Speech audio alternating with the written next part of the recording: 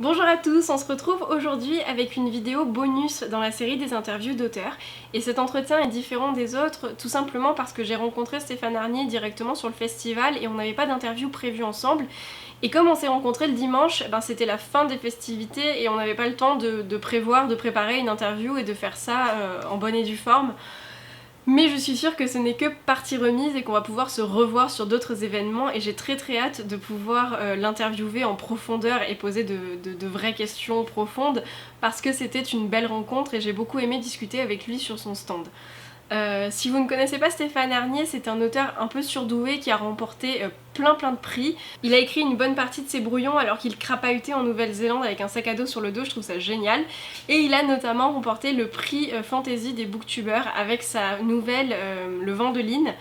Et moi ce qui m'intéresse particulièrement c'est son roman Mémoire du Grand Automne parce qu'en fait chez lui tout est lié. C'est-à-dire que ses nouvelles, son roman interviennent au sein d'un même univers, ce qui fait qu'il arrive à créer un univers, un monde cohérent avec une certaine profondeur et une certaine base assez solide et assez forte, et je trouve ça très intéressant.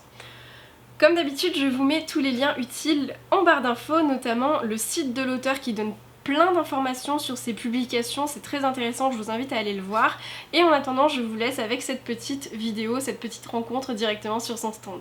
A bientôt.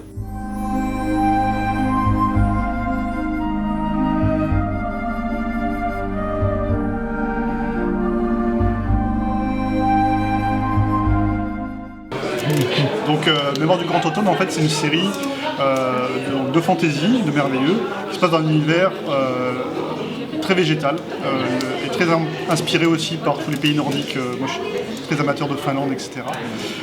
Et ça se passe dans un univers où chaque peuple est issu d'un arbre géant et de fruits d'un arbre. Et donc il y a un cycle très précis qui se déroule. Et en particulier, pour se reproduire, les gens ont besoin de l'arbre. C'est-à-dire qu'il faut un homme, une femme et une cavité dans l'arbre. Et les bébés poussent dans l'arbre et naissent des bourgeons de l'arbre. Et on va suivre dans le roman Nicodémus qui est le maître sève, donc une personne un peu âgée et qui est le maître sève et responsable de la cueillette des enfants à l'automne. Et cet automne il va se passer un événement un peu particulier avec une naissance avec des symptômes un peu étranges et de là va naître une intrigue entre espoir et crainte puisque cet enfant on ne sait pas trop ce qu'il représente et pourquoi l'arbre l'a fait naître comme ça. Donc voilà, c'est de la fantaisie, donc intrigue, action et un petit peu de poésie avec un univers un petit peu végétal qui va s'étaler sur plusieurs tomes. Et vu que j'essaie de crédibiliser ma démarche par différents concours, donc ce roman a remporté un concours d'un MOOC d'écriture.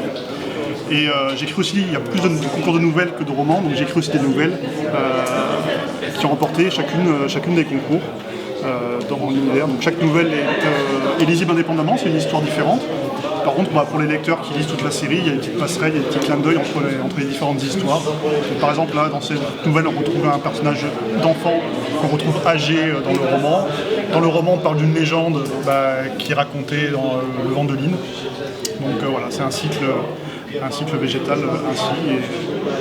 Et voilà, qui perdure et le tome 2 sortira normalement à la rentrée cette année. D'accord, donc le tome 1 c'est votre première publication. C'est mon premier roman, oui.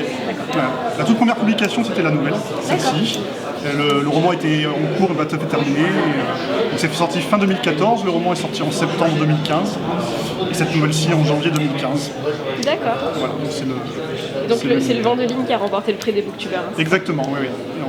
En janvier, donc voilà, je suis très fier et il est rentré au top 20 des ventes amazonières le Vendeline. Félicitations. Je suis content, merci beaucoup. Et puis le roman marche bien aussi avec des bons retours, avec un univers fantasy qui est un petit peu original puisque on a une intrigue très centralisée autour d'un arbre, il n'y a pas énormément de voyages, tout est centré autour de cet univers et on va suivre sur les différentes saisons la vie de l'arbre avec une intrigue plutôt locale en fait. Il n'y a pas de grande guerre avec des milliers de participants, c'est pas le Seigneur des Anneaux, des choses comme ça, c'est une autre vision des choses. C'est un peu plus intimiste peut-être. Un petit peu plus intimiste, voilà. Merci. Merci à vous, à toi, à la chaîne.